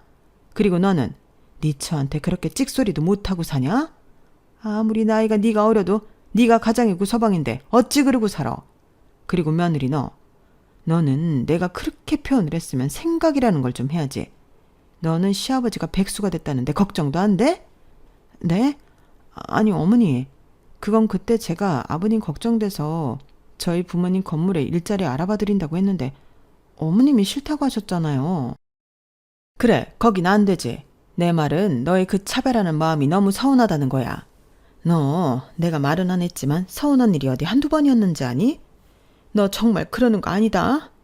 내가 정말 서러워서 생각하면 눈물이 또 나는데. 어머니, 저는 도무지 무슨 말씀을 하시는 건지 모르겠어요. 빙빙 돌리지 마시고 그렇게 말씀하세요. 그래야 저도 알고 고치죠. 너 말이야. 전에 네 부모랑 독일인지 프랑스인지 어디 다녀왔지? 그래놓고 우리랑은 어디 갔냐? 꼴랑 제주도 갔잖아. 그것도 2박 3일. 지는 지부모랑 보름 동안 다녀왔으면서. 그리고 말이 나와 하는 소린데 너는 네 부모랑 고급 레스토랑 다닌다면서. 그런데 어째 우리랑은 그 흔한 패밀리 레스토랑도 안 가냐? 나도 칼질할 줄 알아. 저는 시어머니가 갑자기 쏟아내는 서운하다는 일들에 대해 황당함을 금하지 못했어요. 그게 저희 부모님이 숯불에 고기 구워 먹는 걸 별로 좋아하지 않으시거든요. 특히 저희 엄마는 맥주보다는 와인을 좀 좋아하시는 분이라 레스토랑에 가는 일이 많았던 건 사실이었는데, 여기서 가장 중요한 건데 제가 저희 부모님을 모시고 간 적은 결혼하고 단 한 번도 없었다는 거였어요. 그러니까 저희 부모님이 같이 가자고 해서 따라가서 얻어먹고 온 게 다였는데 그걸 어떻게 아시고 서운하다고 하시는 건지 저는 놀랄 노자였어요. 그리고 친정 가족과 독일에 다녀온 것도 저희 부모님이 가시는데 두 분만 가시기 좀 무섭다고 같이 가자고 해서 저랑 남편은 몸만 따라간 여행이었는데요. 그때는 시부모님에게 모두 다 말씀드리고 다녀온 여행이었어요. 그런데 어쩐지 좀 서운해하실 것 같아 저희 경비로 시부모님과 제주도에 다녀온 건데, 그때는 참 좋다, 얘들아 고맙다 이렇게 말씀하셨으면서 속으로는 저렇게 다른 마음을 갖고 계셨다니 솔직히 소름이 끼쳤는데요. 겉과 속이 다른 사람이란 생각에 괜히 오싹해지더라고요. 그리고 앞서 말한 레스토랑 건은 범인이 예상한 대로 남편이었고, 맛있게 음식 잘 얻어먹었으면 가만히 나 있지 자기 엄마한테 가서 입방정을 왜 떨었는지 저는 남편을 한껏 노려봤어요. 그러자 남편은 나는 나중에 엄마 생일이나 특별한 날에 모시고 가려고 얘기했던 건데 하며 저와 시어머니 사이를 어쩔 줄 몰라 했는데, 또 저만 억울한 일이 벌어졌죠. 나는 말이다, 뭐가 됐든 네가 네 친정이랑 우리를 차별하는 것 같다 기분 나쁘다 이거야. 어머니, 죄송하지만 그렇게 말씀하시면 저도 서운해요. 레스토랑 거는 정말 몰랐고요. 친정 부모님이랑 다녀온 여행은 어머니도 다녀오라고 하셨잖아요. 그래서 저희 엄마가 면세점에서 어머니 가방도 일부러 비싼 거 사서 보내드렸고요. 그래, 그 가방 지금도 아주 잘 쓰고 있다. 근데 너도 생각을 좀 해봐라. 그럼 거기에 내가 샘나니까 가지 말라고 했겠니? 그건 그럴 수가 없지. 근데 왜 우리는 유럽이 아니고 제주도냐? 나도 며느리 덕에 유럽 여행 다녀오고 싶었다. 왜? 우리는 유럽 가기엔 촌스러워서 제주도 가자고 했니? 네? 아니 그거야, 저희가 두 분을 모시고 유럽에 다녀올 정도로 돈이 있는 게 아니라서 그랬죠. 웃기지 마. 네가 돈이 없다고? 너 건물주 딸 아니니? 연봉도 우리 아들보다 훨씬 높고 이 집도 네 거잖아. 그건 맞지만 진짜 현금은 없어요. 유럽 여행도 이 많은 인원이 다 가려면 몇 천만 원인데 그런 여유 자금이 있지 않죠. 아무튼 난 그런 게 기분이 나빴다 이 소리야. 저는 시어머니 말에 더는 빈정이 상해 아무 말도 하고 싶지 않았어요. 겉으로는 그동안 얼마나 많은 걸 비교하고 마음에 쌓아놓으셨을까 무서운 사람이라는 생각밖에는 들지 않았는데요. 정작 저희 집에 갑자기 쳐들어오신 용건은 그게 아니더군요.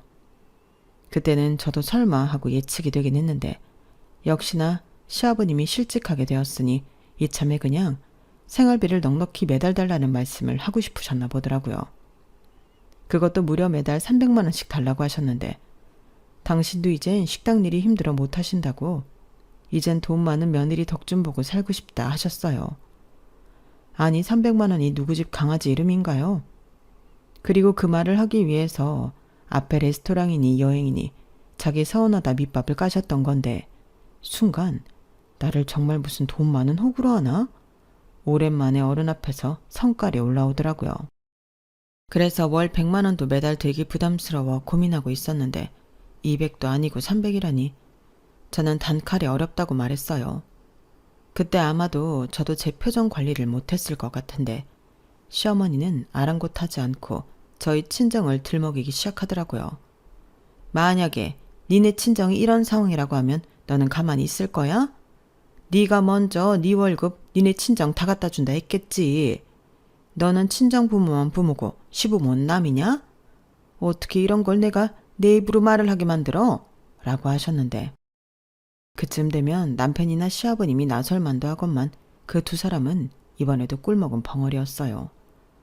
그리고 그 모습을 보니 이건 내가 그냥 넘어가면 나는 앞으로 이런 꼴을 몇 번이나 보고 살아야 할 것 같았고 저는 답답한 사람이 우물 판다고 참지 않기로 마음먹었어요. 어차피 저도 그때는 참을 수도 없는 상태였는데 이참에 시어머니와 2번 다시 이런 일로 부딪히지 않게 단판을 지어야겠다는 생각이 강하게 들더라고요. 어머니, 저도 말씀이 나와 드리는 말인데요. 시부모님도 부모인데 어떻게 매번 받기만 원하세요? 저희 친정 부모님은요. 저희한테 받는 것보다 항상 해주시는 게 많아요. 레스토랑도 그 유럽 여행도 저희 돈은 하나도 들어간 게 없는데 어머니는 어떻게 그걸 저희대로 똑같이 해달라고 하세요? 오히려 저쪽 집은 해주는데 우리는 못해줘서 미안하다. 이런 마음이셔야 하는 거 아닌가요? 저는 정말 이해가 가지 않아서 여쭤보는 거예요. 뭐야? 그러니까 네 말은 내가 염치가 없다는 소리냐? 적어봐라. 너는 그동안 내가 잘해준 건 다 까먹었지? 이래서 머리 검은 짐승은 거두는 게 아니라고 했어. 여태 너도 그런 마음을 품고 있었던 거야? 그러니 저런 말을 눈 하나 깜짝하지 않고 하겠지. 어머니가 그렇게 말씀하시면 저는 더 이상 드릴 말씀이 없어요. 매달 300만 원이요? 택도 없죠. 그렇게 못 해드려요. 저는 할 말 다 했으니까 이제 그만 돌아가 주시죠. 저도 쉬어야 내일 출근을 하거든요. 너 지금 나더러 나가라고 했냐? 아이고 서러워라. 동네 사람들 여기 시부모 개무시하는 며느리 좀 보세요. 이래서 돈 없으면 죽어야 한다는 말이 있지. 저승사자는 뭐하나? 돈 없는 우리 안 잡아가고. 엄마는 무슨 말을 그렇게 해. 자기야, 자기도 그 말은 좀 심했다. 엄마한테 사과드려. 아니 어머님이 먼저 무례하게 나오셨잖아. 사과는 내가 받아야지. 그리고 나 진짜 너무 피곤하거든. 자기네 부모님이시니까 자기가 알아서 해. 나는 방에 들어가서 잘 테니까. 뭐? 너 지금 뭐라고 했냐? 니네 부모니까 네가 알아서 해? 저 싸가지하고는. 네, 저 원래도 싸가지 없어요. 그래도 시부모님이셔서 잘해드리려고 노력 많이 했는데 지금 보니까 그럴 필요가 없었네요. 그러니 앞으로도 제 싸가지는 기대하지 마세요. 뭐야? 야, 너 거기 안 서? 저는 그렇게 말하고 시어머니가 고함을 지르던 말던 신경 쓰지 않고 안방으로 들어갔어요. 그러자 방문 너머 시어머니의 쩌렁쩌렁한 목소리가 들렸는데 저는 눈 하나 깜짝하지 않고 눈을 감았어요. 솔직히 잠은 오지 않았지만 속에서는 천불이 끓어 넘치는 걸 참고 있었거든요. 그런데 시부모님이 가셨는지 남편이 방에 들어와서는 저더러 이야기 좀 하자고 거칠게 저를 잡아 끄는데 그 거친 손길에 짜증이 난 저는 신경질적으로 남편을 밀쳤어요. 그러자 남편이 아이씨 하고 큰 소리를 냈고 이게 소위 말하는 몸싸움인가 싶었죠. 정말 몸이 부딪히니까 참았던 감정이 욱 하고 올라오더라고요. 그리고 남편도 저와 같았는지 이렇게 말했는데 그때 저는 저희의 결혼 생활의 끝을 보게 되었죠. 나도 우리 엄마가 지나쳤다는 거 인정해. 근데 말이야 자기도 그러는 건 아니지. 사람을 무시해도 유분수지. 어떻게 시어머니한테 그래? 서운하다고 말하는 사람한테 그게 왜 서운하냐고 말하는 꼴이잖아. 나도 그땐 자기한테 서운했어. 그냥 빈말이라도 죄송하다고 하면 될 일인데. 그리고 내가 아들이라 그러는 게 아니라 나는 우리 엄마 마음 충분히 이해할 수 있어. 근데 자기는 아니야. 이해하긴 뭘 이해해. 그럼 매달 300만 원씩 드리자는 거야? 근데 나도 진짜 이해하고 싶은데 이해가 안 돼서 그래. 우리 엄마 아빠는 우리한테 뭘 해달라고 한 적이 없잖아. 내가 만약에 자기 엄마 말처럼 내 부모라고 내가 챙기다 걸려서 서운하다는 소리 들었으면 죄송하다고 해. 근데 이건 억울해도 너무 억울하지. 이해는 무슨. 생각을 해봐. 자기 부모님은 집도 좋은 데 사시고 전부 좋은 것만 살림살이로 들어놓고 사시잖아. 그것뿐이야? 좋은 차 타고 좋은 곳만 다니시지? 비싼 것도 개의치 않고 다 사시는데. 그걸 옆에서 보는 우리 엄마 아빠 마음은 어떨 것 같아? 말은 안 해도 엄청 자존심 상하고 그랬겠지. 말은 안 해도. 황당하다. 이제 와서 그런 얘기를 왜 하는 거야? 양가 형편 차이 나는 거 모르고 결혼했어? 친정은 친정이고 시댁은 시댁이지. 내가 언제 정말 누가 더 잘 사나 따지면서 양가 차별 대접했니? 왜 이제 와서 그래? 그리고 이런 말까지 하고 싶지 않은데 어머님도 그래. 왜 우리 친정이랑 당신을 비교하셔서 서운하다 이 난리신 건데? 그럴 수도 있지 사람인데. 그래 100번 이해해서 그럴 수 있다 치자. 그럼 그게 우리 부모님 잘못이야? 아님 정말 내 잘못이라고 생각해? 자기야말로 왜 자꾸 꿀먹은 벙어리가 되는 건데? 그래 그건 내가 정말 미안해. 그리고 나도 우리 엄마가 자격지심이 있다는 거 인정해. 근데 생각을 좀 해봐. 얼마나 안 됐냐? 그냥 월 300 맞춰드리겠다고 하면 될 일이잖아. 뭐라고? 자기 월급 얼마니? 거기서 300 빼면 얼마 남아? 설마 나더러 시댁 생활비 내놓으라고 한 소리는 아니지? 그걸 왜 우리 월급에서 부담해. 장인 장모님 임대료가 있는데 거기서 좀 만들어달라고 하자. 막말로 장인 장모님이 힘들게 버시는 돈도 아니잖아. 때 되면 나오는 돈인데 그 정도는 같이 써도 되는 거지. 설마 하나뿐인 딸 시댁인데 300만 원 없다고 모르쇠 하시겠어? 너 지금 말 다 했냐? 저는 남편의 그 한마디에 피가 차갑게 식는다는 말을 몸소 체감했어요. 아니 무슨 도둑놈이 일이 뻔뻔할 수 있죠. 저는 하마터면 그놈 면상을 후려칠 뻔했어요. 힘들게 버는 돈 아니니 같이 쓸 수 있지 않냐는 그 말은 제 입장에선 도저히 용납이 되지 않았거든요. 그래서 저는 더 할 말 없으니 너는 짐 싸서 당장 니네 집에 가라 했는데 그러자 그놈은 인상이 팍 쓰여지더니 저더러 갑질하냐며 불같이 화를 냈는데 자기가 그러면 제가 겁을 먹을 줄 알았나 봐요. 하지만 저는 전혀 겁먹지 않았고 오히려 당당하게 그렇게 화낼 것 같으면 짐 싸서 내 집에서 나가라고 했는데요. 갑질이란 소리를 들었으니 그냥 저도 저 하고 싶은 대로 해도 된다는 생각이 들었어요. 그러면서 나는 이렇게 대놓고 처가덕을 바라는 놈이랑 더는 살고 싶지 않다고 제 감정에 대한 설명도 해줬는데 꼴에 자존심이 상했는지 남편은 저를 한참 동안 노려보더니 자기 짐을 대충 싸서는 저 보란듯이 집을 나가더군요. 그리고는 나중에 자기도 자존심 버리고 한 얘기였는데 제가 자기랑 자기 집을 무시했다며 저를 사회적으로 매장하려 했는데요. 정말 웃기지도 않고 소름이 돋았어요. 똥이 똥을 낳는다고 아들이라는 놈도 똑같이 염치가 없더라고요. 왜 호의가 계속되면 권리인 줄 안다는 명언이 있죠. 어쩜 그 말이 그렇게 딱 어울릴 수가 없었는데 그래놓고는 저를 사람보다 돈이 먼저인 사람이었다며 지 멋대로 떠들고 다녔다는 사실을 알게 되었어요. 사람이 얼마나 비겁하면 뒤에서 그렇게 수작질을 할 수 있을까. 그때는 이혼 전이라 더 제 마음이 좋지 않았는데 여기서 돈에 환장한 사람이 정녕 저인가요? 저는 그렇게 생각하지 않았어요. 당연하죠. 자기 돈도 아닌데 그 돈을 뻔뻔하게 유혹하는 사람이 더 환장한 사람 아니겠어요? 그래서 눈에는 눈, 이에는 이, 그놈이 하는 방식 그대로 돌려주기로 했는데요. 사람들은 어째 제 말을 더 흥미진진하게 듣더군요. 그리고 그 말을 자기도 들었는지 저를 아주 잡아먹을 것처럼 굴었는데 심지어 지가 뭐라고 제가 순순하게 자기 말을 잘 들어줬다면 자기가 나서서 자기 부모님에게 제 이야기를 좋게 했을 거랍니다. 그 말을 듣고 진짜 어이가 없어서 웃음이 튀어나왔어요. 그렇게 선심 쓰려고 했는 줄 몰랐다고 저는 됐다고 친절하게 말해줬죠. 그러면서 그런 선심 따윈 필요 없으니 그냥 이대로 헤어지자 했는데요. 역시나 아쉬운 사람은 제가 아니었어요. 거의 몸만 장가온 사람이 남편인데 제가 아쉬울 건 전혀 없었죠. 참고로 그날 남편이 나간 뒤로 저는 집 비밀번호도 바꿔서 남편은 집에 들어오지도 못하는 상황이었는데 시어머니한테서는 전화가 빗발쳤어요. 그래서 그 번호 역시 미련 없이 차단해버렸고 그 사실을 아는지 남편이 회사에만 오면 그렇게 제 뒷담화를 하고 다닌 거예요. 그런데 뻔뻔도 하지. 자기는 저를 너무 사랑해서 못 헤어지겠다고 또 헛소리를 퍼뜨리고 다녔는데 그 말을 들었을 때는 헛구역질이 나는 걸 겨우 참았네요. 남편 말로는 자기가 나가면 제가 화를 풀고 전화해서 좋게 풀자고 할 줄 알았는데 이렇게 상황이 돌아갈 줄은 몰랐다고 했어요. 정말 웃기는 소리였죠. 제가 왜요? 저는 남편과 하루빨리 정리하고 싶은 사람인데요. 그래서 그런 거머리 같은 생각을 품고 있는 사람과는 서로라도 가족으로 엮여있고 싶지 않아 법으로 하기로 마음을 먹었는데 다행히 부모님의 소개로 변호사님을 소개받을 수 있었어요.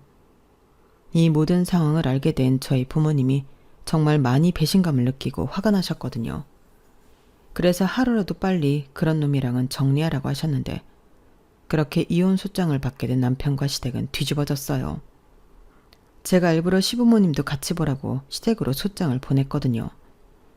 그러자 남편이 회사에서 저더러 시부모 부양 의무를 져버렸기 때문에 귀책 사유는 저한테 있다고 정말 자기랑 이혼을 하고 싶으면 위자료를 달라고 했는데 저는 눈 하나 깜짝하지 않고 누구한테 귀책이 있는지 법으로 따져보자고 했어요. 그러니 너도 얼른 변호사 선임을 하라고 친절하게 알려줬는데 상식으로 보나 법으로 보나 저는 이미 제가 유리하다는 걸 알고 있었죠. 그래서 괜히 돈 쓰고 힘 빼지 말고 잘 알아보라고 조언도 해줬는데 결국 이놈은 계란으로 바위치기 할 기세도 없는 놈이었는지 순순하게 이혼 도장을 찍었어요. 그러고는 어디서 무슨 소리를 들었는지 금방 꼬랑지를 내리고는 저한테 잘못했다 빌더라고요. 자기도 서운해서 그랬다고 한 번만 넘어가 달라고 하는데 그놈의 서운하다는 말 다시는 듣고 싶지 않다고 쏴 붙여줬죠. 아니, 애당초 제가 뭘 그렇게 서운하게 했다는 건지 너무 억울했거든요. 지금 생각해보면 결혼 전에는 전부 상관없다고 자기는 사랑하는 사람이랑 같이 있으면 단칸방도 괜찮다고 한 말도 그때부터는 믿을 수 없었는데 그냥 제가 다 속아서 결혼까지 한 것 같더라고요. 그런 생각까지 하게 되니 정말 이젠 오만정이 다 떨어져서 남편과 어떤 사이도 되고 싶지 않았는데 저는 남편에게 쐐기를 박듯 이렇게 말했어요. 니네 부모 생활비 드리고 싶으면 네가 투잡 쓰리잡 해서 드려. 남의 부모 돈 탐내지 말고. 세상 그렇게 호락호락하지 않거든. 네가 볼 때는 건물주가 참 편하게 돈 버는 것 같지. 그 사람들이 어떤 노력을 하고 거기까지 갔는지 또 어떤 어려움을 겪으면서 건물주를 하고 있는 건지 그런 건 하나도 모르잖아. 내가 너보다 인생을 더 산 누나로서 충고하는데 너 뒤로 수작 부리지 말고 똑바로 살아. 그게 그놈과 저의 마지막이었어요. 저희 부부는 아이도 없고 서로 분한할 재산도 없어서 불필요한 조정은 생략했는데 알아서 합의 이혼하겠다고 남편이 나왔으니 위자료 같은 건 아예 받을 생각도 없었죠. 아니, 이제부터는 자기 집 기둥을 해야 하는 놈인데 뭐하러 벼룩의 간까지 제가 꺼내 먹겠냐고요. 그런데요. 사람은 참 알 수가 없는 게 남편은 저랑 이혼하고 자기 집으로 가지 않고 회사도 그만두더니 주랭랑을 쳐버렸어요. 자기도 자기 집 기둥은 되고 싶지 않았는지 자기 형과 누나처럼 자기 부모를 버렸는데 뭐랄까 그 사실을 알았을 때는 저도 좀 씁쓸했죠. 그 부모 심정이 어떨까. 그때는 저도 그 아줌마 아저씨 마음이 공감이 가더라고요. 하지만 이미 저는 그들과 상관없는 남이 되었고 고맙게도 지발로 나가준 그놈 덕에 회사를 편히 다닐 수 있었는데 사실 저야말로 이직을 해야 하나 고민을 하고 있었거든요. 그런데 그놈은 아마도 사람들이 자기를 두고 수군거릴 걸 생각하니 자존심이 상했나 봅니다. 그 인간은 그런 놈이니까요.